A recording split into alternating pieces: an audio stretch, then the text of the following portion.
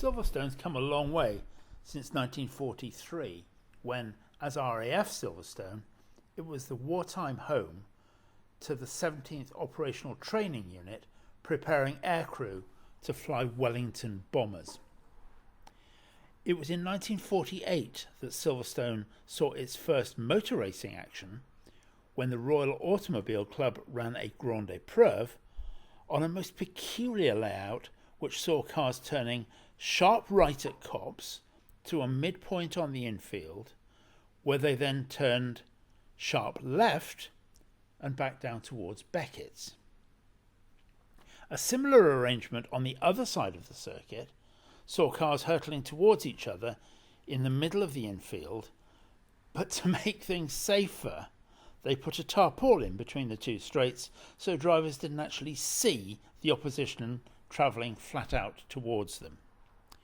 Even Geoffrey Ansell emerged from this terrifying role in his ERA with only cuts and bruises. May the 13th, 1950 was a momentous day, and not just for Silverstone. It was the first ever Grand Prix run to Formula One regulations and used a perimeter layout which remained in use for the next 40 years. Although the start line for this first occasion was between Abbey and Woodcote. A full supporting programme, including sports cars and the newly introduced 500cc Formula 3, kept the vast crowds entertained. And celebrities on the grid are nothing new, because this was the first and the only time that a reigning monarch has visited the British Grand Prix, when King George VI brought his young family to meet the drivers and to watch the action. Through the 50s and 60s, Silverstone grew in stature and in facilities, playing host to the world's finest drivers, including Juan Manuel Fangio, here in his Ferrari Lancia. Graham Hill was always a favourite, here in the BRM, and Jim Clark, of course, four-wheel drifting his 49 Lotus Cosworth.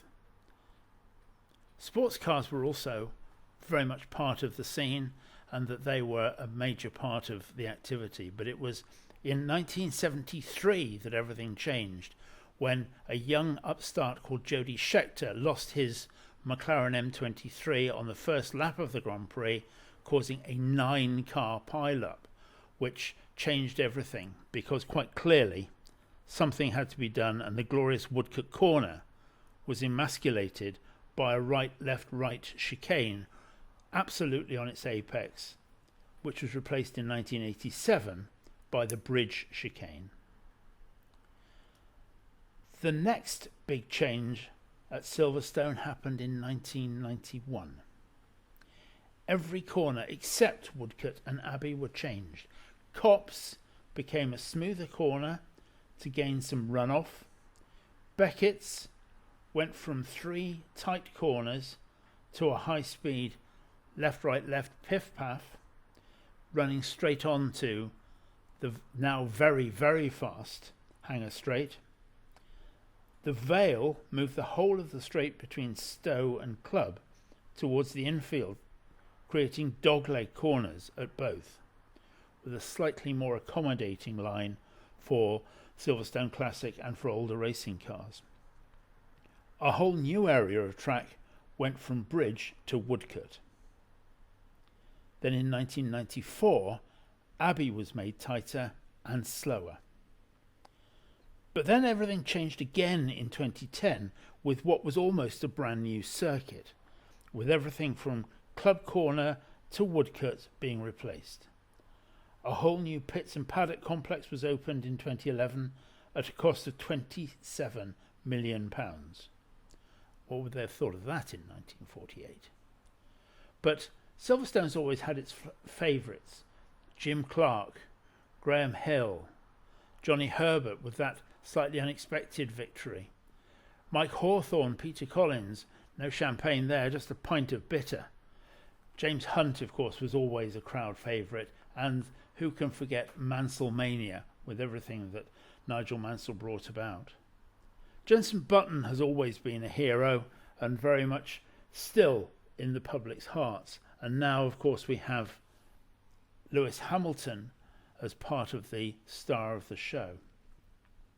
Saloon cars, touring cars, have always been very much up there, from the very earliest days of the Saloon Car Championship to the British Touring Car Championship that we have now, and sports cars right from the earliest days of Lister Jaguars and D-types right through the classic Group C era that saw Rothmans Porsches battle with Silk-cut Jaguars and some of the wonderful cars that brought about.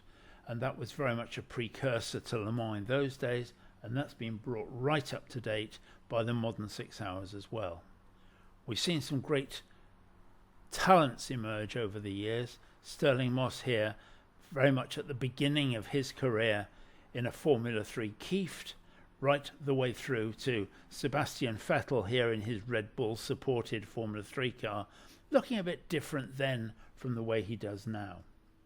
Silverstone goes from strength to strength. It's everything from world sports cars through the absolutely wonderful Silverstone Classic event and, of course, the British Grand Prix. It just means that it's come a long way since 1948.